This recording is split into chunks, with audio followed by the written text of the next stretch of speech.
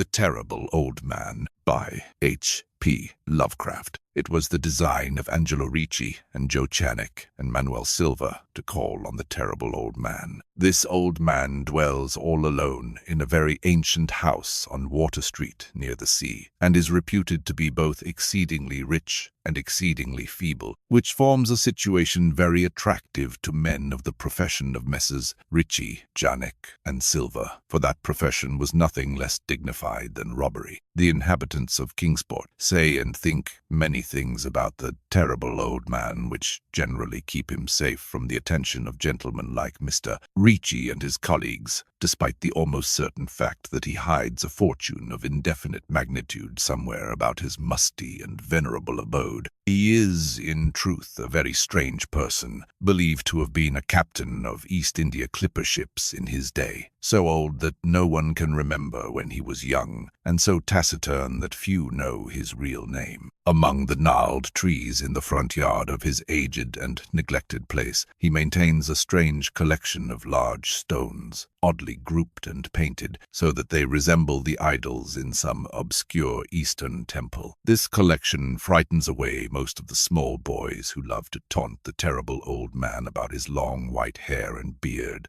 or to break the small paned windows of his dwelling with wicked missiles. But there are other things which frighten the older and more curious folk, who sometimes steal up to the house to peer in through the dusty panes. These folk say that on a table in a bare room on the ground floor are many peculiar bottles, in each a small piece of lead suspended pendulum-wise from a string, and they say that the terrible old man talks to these bottles, addressing them by such names as Jack, Scarface, Long Tom, Spanish Joe, Peters, and Mate Ellis, and that whenever he speaks to a bottle, the little lead pendulum within makes certain definite vibrations, as if in answer. Those who have watched the tall, lean, terrible old man in these peculiar conversations do not watch him again. But Angelo Ricci and Joe Channick and Manuel Silva were not of Kingsport blood. They were of that new and heterogeneous alien stock which lies outside the charmed circle of New England life and traditions, and they saw in the terrible old man merely a tottering, almost helpless graybeard who could not walk without the aid of his knotted cane, and whose thin, weak hands shook pitifully. They were really quite sorry in their way for the lonely, unpopular old fellow whom everybody shunned, and at whom all the dogs barked singularly. But business is business, and to a robber whose soul is in his profession, there is a lure and a challenge about a very old and very feeble man who has no account at the bank, and who pays for his few necessities at the village store with Spanish gold and silver minted 2 centuries ago. Messrs. Ricci, Channick, and Silva selected the night of April 11th for their call. Mr. Ricci and Mr. Silva were to interview the poor old gentleman, whilst Mr. Channick waited for them and their presumable metallic burden with a covered motor car in Ship Street, by the gate in the tall rear wall of their host's grounds.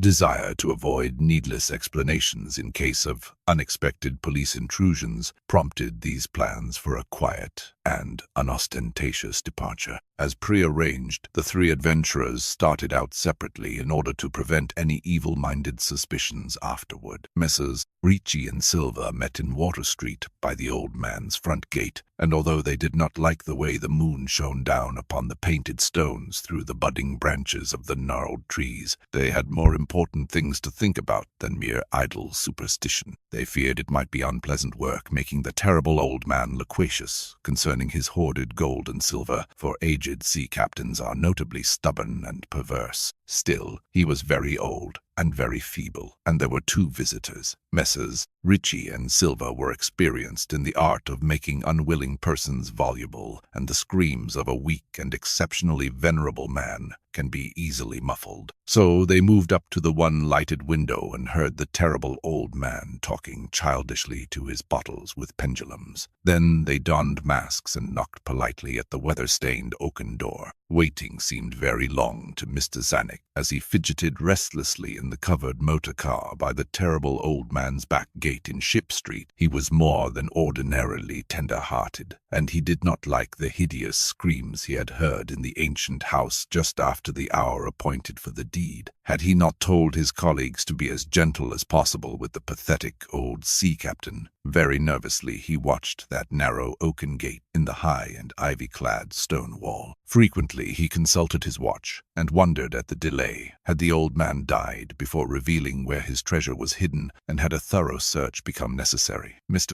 Zarnik did not like to wait so long in the dark in such a place. Then he sensed a soft tread or tapping on the walk inside the gate, heard a gentle fumbling at the rusty latch, and saw the narrow, heavy door swing inward. And in the pallid glow of the single dim street lamp, he strained his eyes to see what his colleagues had brought out of that sinister house which loomed so close behind. But when he looked, he did not see what he had expected, for his colleagues were not there at all, but only the terrible old man leaning quietly on his knotted cane and smiling hideously. Mr. Zarnik had never before noticed the color of that man's eyes. Now he saw that they were yellow. Little things make considerable excitement in little towns, which is the reason that Kingsport people talked all that spring and summer about the 3 unidentifiable bodies, horribly slashed as with many cutlasses, and horribly mangled as by the tread of many cruel boot heels, which the tide washed in. And some people even spoke of things as trivial as the deserted motor car found in Ship Street, or certain especially inhuman cries, probably of a stray animal or migratory bird, heard in the night by wakeful citizens. But in this idle village gossip, the terrible old man took no interest at all. He was by nature reserved, and when one is aged and feeble, one's reserve is doubly strong. Besides, so ancient a sea captain must have witnessed scores of things much more stirring in the far-off days of his unremembered youth.